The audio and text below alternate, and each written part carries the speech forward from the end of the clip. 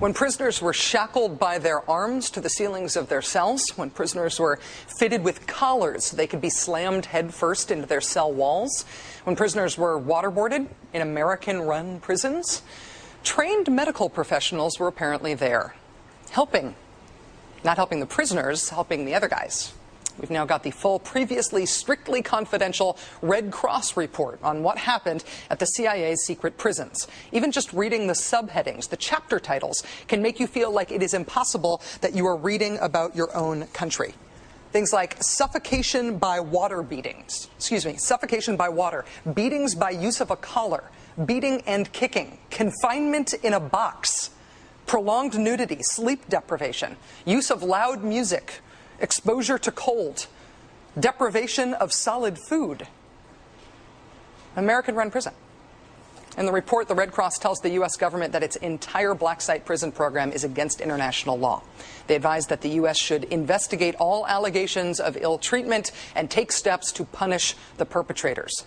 This report, of course, was never meant to see the light of day. The fact that it is not secret anymore, that you can download it right now from nybooks.com, is the other major element of this major revelation. Red Cross reports on prisons are strictly confidential. They're given only to the authorities that run that prison. That's the deal. That's part of the reason the Red Cross gets into places no one else is allowed into. The leaking of this report about CIA black site prisons suggests that someone, maybe in the Red Cross, maybe in the government, thought that it was more important that this report be read by everyone than it was that that confidentiality system be sustained. The man who obtained that report and who got permission from his source to put it all online on the New York Review of Books website and who wrote extensively about it in the Review's latest issue is journalist Mark Danner. Mr. Danner, thank you very much for joining us again tonight. Thank you, Rachel. The Red Cross told the New York Times, quote, "We deplore that confidential material attributed to the ICRC was made public." Are you worried that by publishing this report you may have just helped end the access the Red Cross gets to prisons?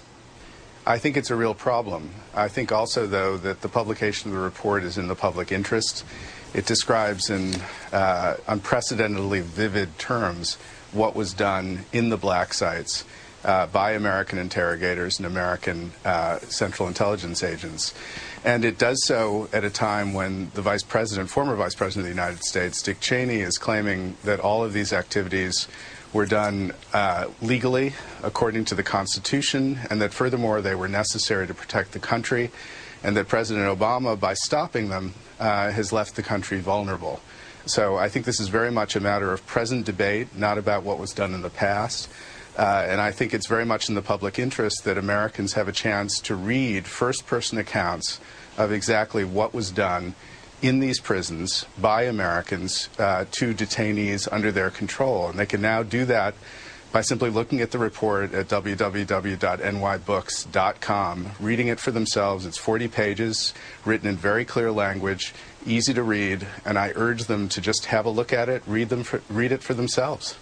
Mark, the Red Cross in the report says that what medical personnel did in participating in these techniques, they describe it as a gross breach of medical ethics.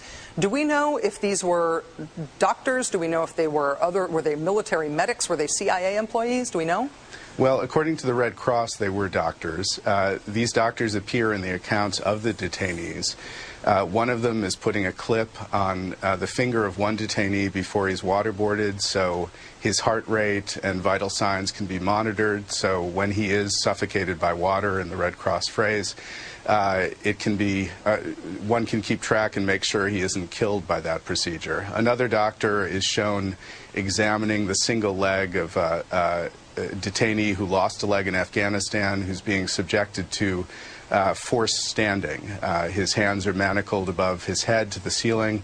His feet are manacled, or his foot, I should say, is manacled to the floor, and he's left in that position for days at a time. And a doctor appears with a tape measure to measure his remaining leg to see the degree of swelling in the leg brought about by the forced standing. So doctors appear several times in the report. We don't know their identities. We only know that they're participating in these procedures. And the Red Cross makes a judgment about whether or not this is a breach of medical ethics, and they say very affirmatively that it is. Mark, of course, the thing that we're running up against again and again and again and again is the question of accountability. And the issue of medical personnel raises the prospect that maybe one form of accountability might be the medical profession bringing accountability on its own members for having participated in this, much in the same way that the prosecutor who brought charges against Bush administration lawyers in Spain says that is a lawyers going after lawyers prosecution in order to stand up for the integrity of their profession. Do you see any hope that that might be a way in to get some accountability here? Well, I think there are a lot of areas where one can seek accountability. You just pointed to two, the legal and the medical professions. I think for the society as a whole, and this is what I argue in my New York Review piece, I think it's enormously important that we have a societally agreed on investigation undertaken by people who can speak with authoritative voices that will show not only what was done, but whether or not real intelligence vital to the country was gained by the use of these techniques. Because the former president and the former vice president claim that these particular procedures, which the Red Cross calls torture unequivocally, were necessary to protecting the country. The current president believes that they were not, and that security and the country's ideals can coexist together. It seems to me absolutely vital, a vital matter of our politics and our existence as citizens, that we determine whether or not it's true, as the former Vice President Cheney says, that torture was necessary to protect the country, and that the current president, in refusing to torture, has left the country vulnerable. And I think that kind of investigation with that kind of authority is absolutely necessary to us as citizens and as Americans. Journalist Mark Danner, also author of the book Torture and Truth, America, Abu Ghraib, and the War on Terror. Mark has done some of the most important reporting we've got on this topic. Mark, thank you very much for your time tonight. Thank you for your continued reporting on this. Thank you, Rachel.